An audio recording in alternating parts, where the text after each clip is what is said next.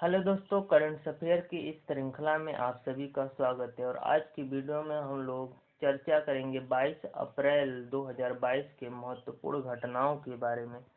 पहला, हाल ही में किस देश के वित्त मंत्रालय ने कहा कि वह दूसरे देशों से लिए गए कर्ज का भुगतान करने में सक्षम नहीं है? श्रीलंका। श्रीलंका के ऊपर दूसरे देशों से लिए गए कर्ज का कुल भार 51 अरब डॉलर है। श्रीलंका अपने आर्थिक संकट से जूझ रहा है और इसी बीच 12 अप्रैल 2022 को उसके वित्त मंत्रालय ने यह घोषणा की कि श्रीलंका विदेशों से लिए गए कर्ज का भुगतान नहीं कर पाएगा।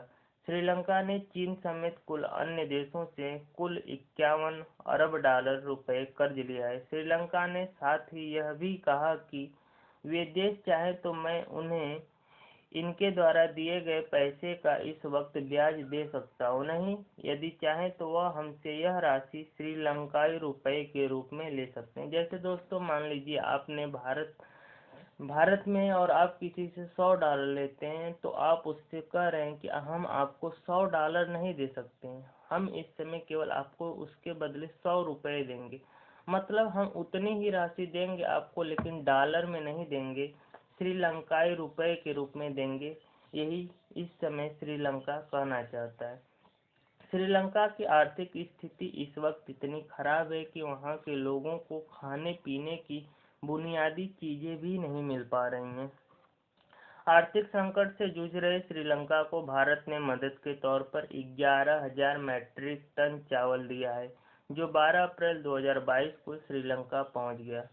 ब्रिटेन से 1948 में आज़ाद होने के बाद श्रीलंका की यह अब तक की सबसे खराब आर्थिक स्थिति है।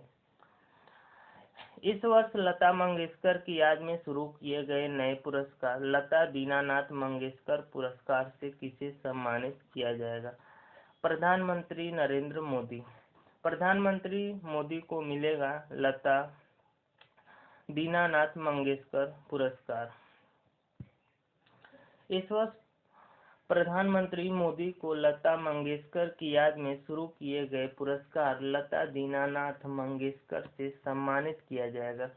इस बात की सूचना 11 अप्रैल 2022 को लता मंगेशकर के परिवार वालों ने दी कि इस वर्ष 24 अप्रैल 2022 को लता मंगेशकर के पिता मास्टर दीनानाथ मंगेशकर के 80वीं पुण्यतिथि के मौके पर यह पुरस्कार दिया जाएगा।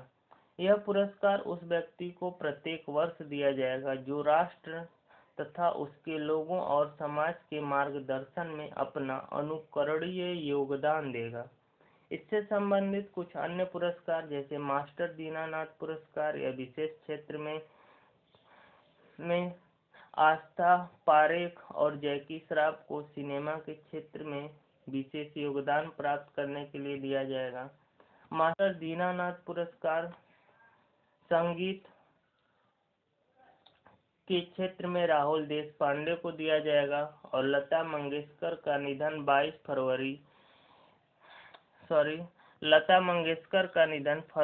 2022 में 92 वर्ष की उम्र में हुई थी। भारत में पहली बार किस व्यावसायिक जहाज का स्वनिर्माण किया गया? तो आंसर है दोस्तों डॉर्नियर 228। भारत में निर्मित डॉर्नियर विमान अपनी पहली व्यावसायिक उड़ान हेतु तैयार।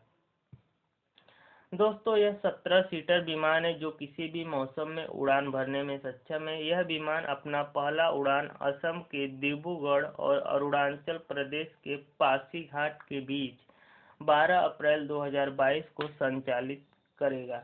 यह विमान उत्तर पूर्वी राज्यों के लिए सुविधाजनक माना जा रहा है क्योंकि इसमें छोटे रनवे पर आसानी से उड़ाया जा सकता है और लैंड भी कराया जा सकता है। इस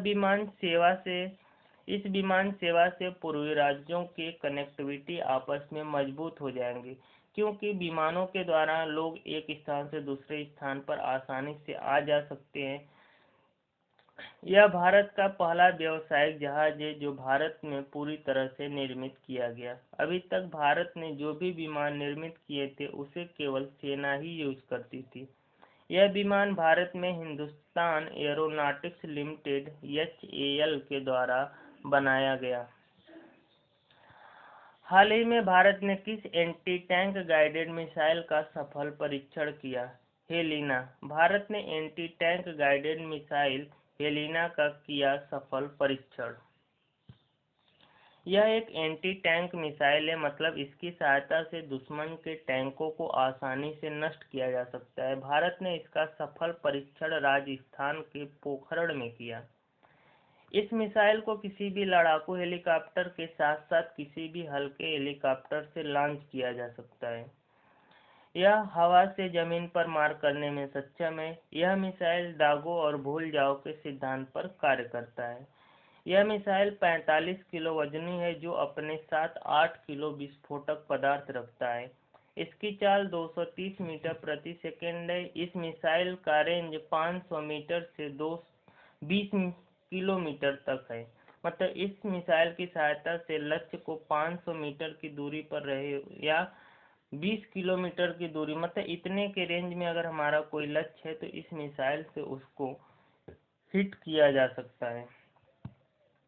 आयुष्मान योजना में कितने और नए इलाजों को जोड़ा गया? दोस्तों, इसमें 365 नए इलाजों को और जोड़ लिया गया। आयुष्मान भारत में जोड़े गए 365 नए इलाज।